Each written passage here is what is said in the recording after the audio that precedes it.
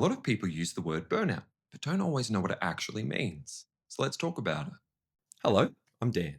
I'm a clinical psychologist and the director of Lavender Psychology, an LGBTQIA plus affirming and neuroaffirming practice here in Sydney CBD.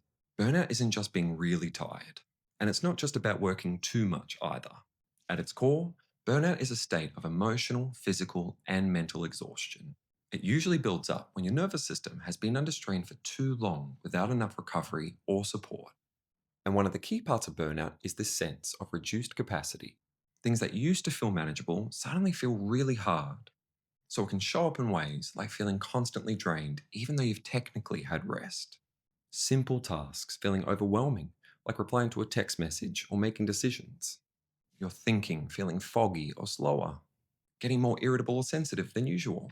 Struggling to focus. And losing motivation for things you usually care about. A big one I hear a lot is people saying they can't push through anymore the way they used to. And that's often the moment they've realized something shift. When people think burnout, they usually think work burnout, which is definitely one common version of it. Work burnout usually comes from sustained demand over time. Things like high workload, ongoing pressure, not enough breaks, or not having much control over your schedule. And something that often shows up in work burnout is that feeling of dread that's often tied to the work itself. So you might notice that strong feeling of dread on a Sunday night, or when you open your laptop, or when you think about the workday ahead. But that feeling might not show up in other parts of your life in the same way. You might still be able to enjoy time with people or relax a bit on the weekend. But when it comes to work, there's this really noticeable drop in energy or sense of overwhelm. That's often a sign that your nervous system has associated work with sustained strain rather than something that feels manageable. But burnout doesn't only come from workload, and it doesn't look the same for everyone. For neurodivergent people, burnout can come from a different kind of demand.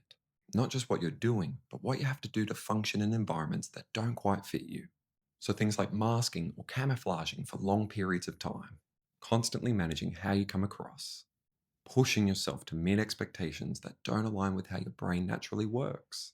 It can also be things like sensory load from noise, light, or busy environments, needing more recovery time than you're getting, or having to think through things that feel automatic for other people, like social interactions, organization, or switching between tasks. And often, neurodivergent burnout builds more gradually. People push through for a long time. And then at some point, their system just kind of crashes. So if we simplify it a bit, work burnout is often too much demand over time, whereas neurodivergent burnout often involves a mismatch between what your environment is asking of you and what your system can sustainably provide. And something really important to understand is that burnout is not just about mindset.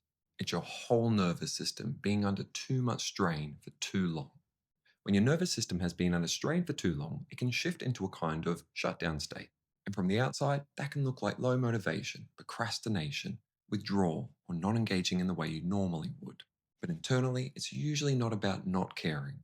It's usually more like your nervous system is trying to protect you by reducing how much you're doing, because it doesn't have the capacity to keep going at the same pace.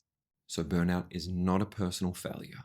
It's not laziness. And it is not a lack of effort. It's usually a sign that the demands on you have been higher than your system's capacity for a while, and something needs to shift. And when it comes to that shift, it's not about trying harder or pushing through.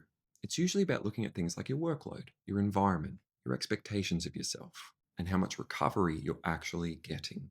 For some people, that might look like practical changes, like reducing demands, taking proper breaks, or adjusting how they're working. And for others, it can be really helpful to have support to understand what's contributed to burnout in the first place. In therapy, that might look like slowing things down a bit, making sense of the patterns that led to burnout, and figuring out what your system actually needs, rather than what you feel like you should keep doing. And especially for neurodivergent people, it can also involve working out what environments, expectations, or ways of functioning are actually sustainable for you, rather than constantly trying to fit into something that isn't. So rather than asking, how do I push through this? It often becomes a question about what around you needs to change, not just what you need to do differently. So it's not all falling on you to keep pushing. And that's often where things start to feel a bit more possible again. If any of this resonates, you're welcome to reach out.